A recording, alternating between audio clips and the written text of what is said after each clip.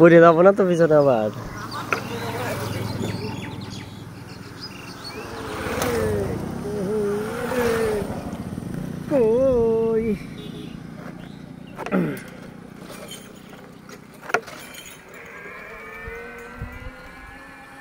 ধুমোর মতো বাড়ায় দেখছিস?